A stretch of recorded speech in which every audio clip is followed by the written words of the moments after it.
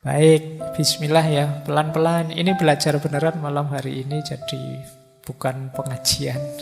Jadi kita sinau bareng. Bismillah ya, nambah wawasan.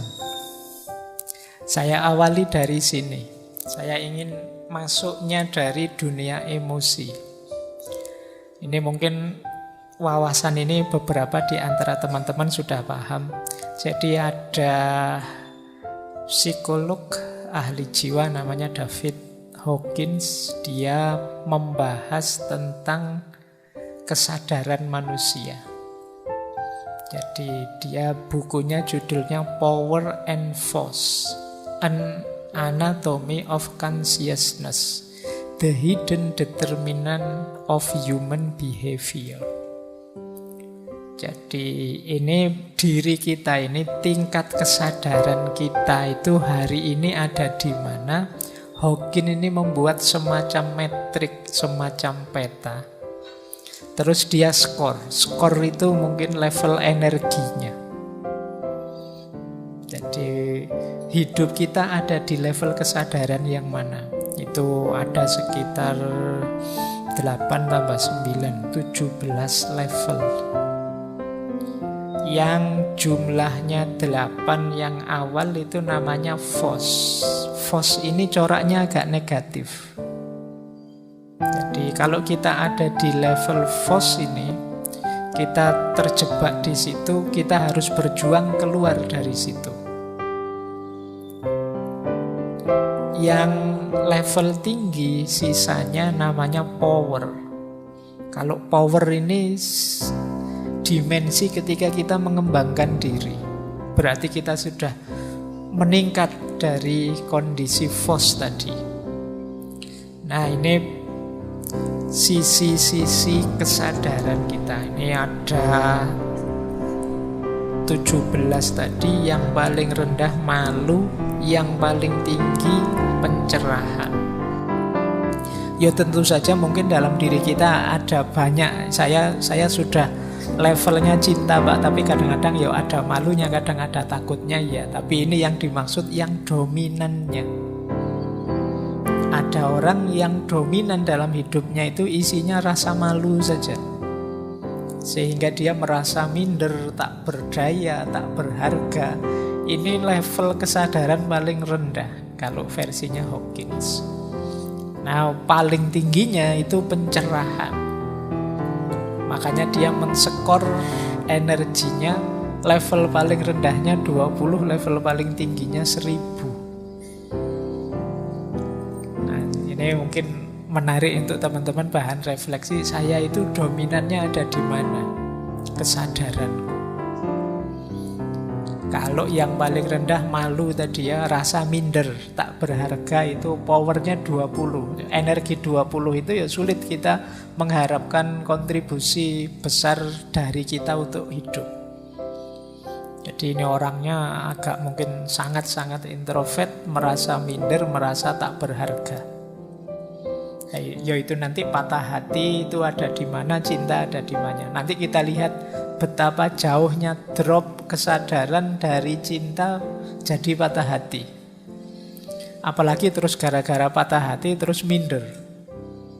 Cinta itu kan 500. Begitu terus jadi minder, malu. Mungkin minder karena wah berarti saya ini tidak layak dicintai atau tidak layak mencintai orang, terus jadi minder. Itu kita drop jadi 20 energinya.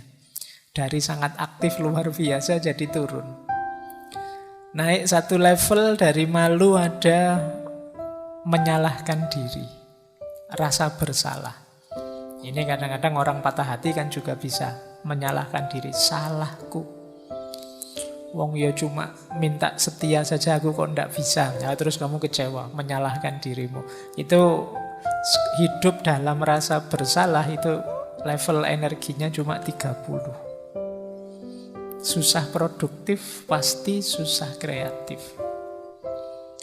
Naik satu level ada lebih tinggi, tapi juga tidak kalah buruknya. Namanya apatis. Ini wujudnya biasanya putus asa. Jadi sudah tidak ingin apa-apa lagi. Bangkitlah, sudah tidak mau. Ayo perjuangkan, ndak mau sudah, apatis sudah. Ndak mungkin aku sukses, ndak mungkin aku bisa dapat lagi. Sudah gonta-ganti berapa kali kok terus putus terus, sudahlah. Ndak usah mikir itu lagi, ini apatis namanya. Orang kok dominan hidupnya apatis, isinya putus asa saja, ya pasti ndak produktif. Jadi tingkat kesadarannya masih rendah. Naik satu level menyesal. Menyesal lumayan 75, tapi itu pun masih kelompok rendah. Hidup dalam penyesalan, itu mesti tidak produktif. Ini kita ada masih di ranah force, ranah yang tertekan. Naik satu level hidup dalam ketakutan, cemas, khawatir. Ini 100 nilainya. Nah, nilai 100 itu ya masih 10%-nya, karena yang paling tinggi 1000. Jadi kalau kalian hidup dalam ketakutan itu masih di lingkup rendah. Nah, ini sudah mulai agak agresif, tapi tetap konotasinya negatif. Di atas ketakutan ada ambisi. Hidup tidak terkendali, penuh ambisi. Ini level keinginan.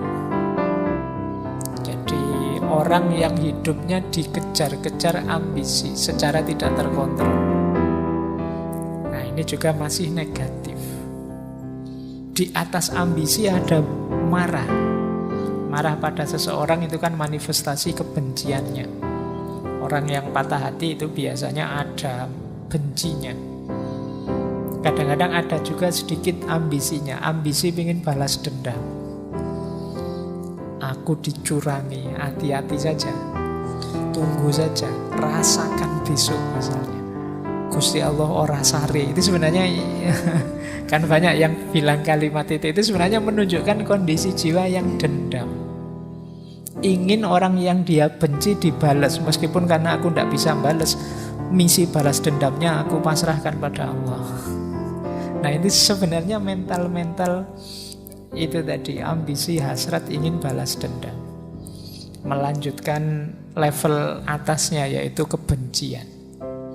Jadi jangan dikira orang yang ngancam-ngancam pakai nama Tuhan itu sejenis kepasrahan, tapi itu sebenarnya egonya saja. Dia ingin melampiaskan balas dendam, tapi karena terkendala situasi dia tidak mampu, maka dia tunggu Allah yang membalas dendamkan. Nah, di atas itu ada lebih tinggi dari marah, benci, itu level kesombongan, harga diri, merasa diri penting, merasa diri bisa, merasa diri lebih dari yang lain. Itu nilai energinya 175. Masih di lingkup FOS. Nah, nilai energi limit itu kalau bisa kita 200. 200 itu kita sudah mulai power, sudah mulai mampu mengembangkan diri, tidak terjebak dalam ego lagi. Yaitu apa? Yang 200 ini berani. Berani itu kan sifat moderat antara nekat dengan pengecut. Jadi berani itu siap bergerak, siap maju, tapi penuh perhitungan, tegas. Ini level 100. Jadi hiduplah dalam keberanian minimal. Itu kalian ada di ranah power. Ada lagi lebih tinggi. Istilahnya Hawking itu netralitas. Meskipun mungkin arahnya pada keyakinan. Hidup dengan mantap yakin. 250 powernya. Atau hidup dalam optimisme.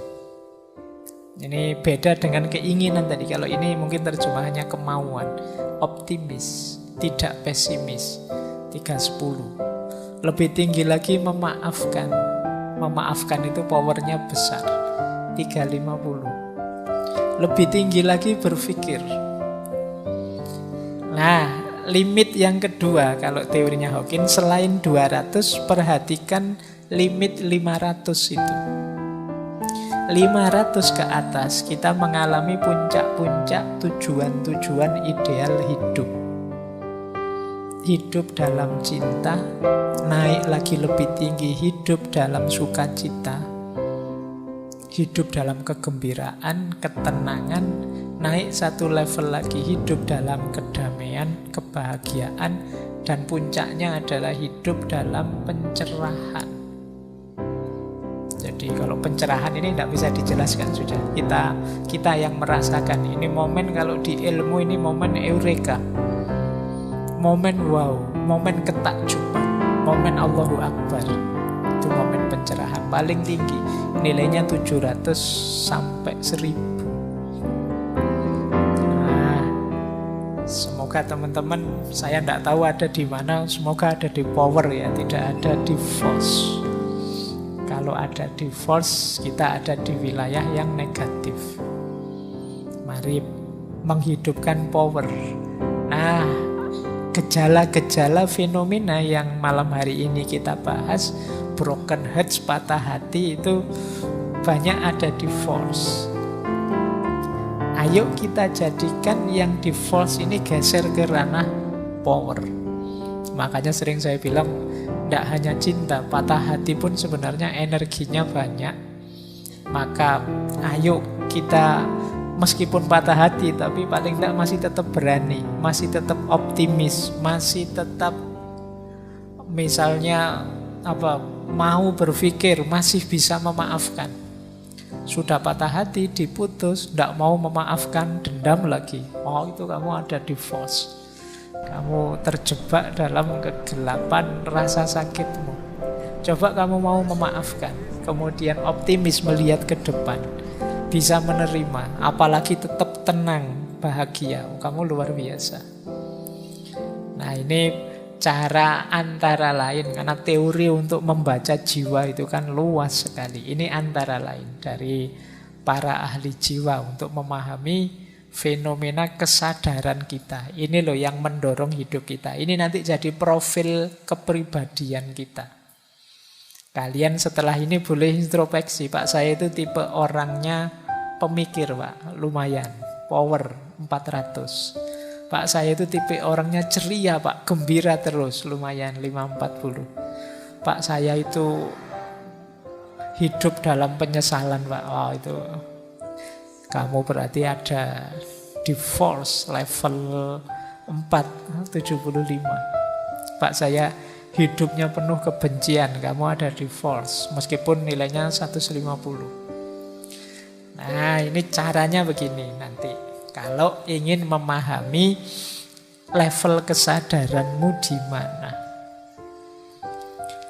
Baik, ini pengantar ya untuk memetakan jiwamu sebelum kita nanti nangis-nangis patah hati.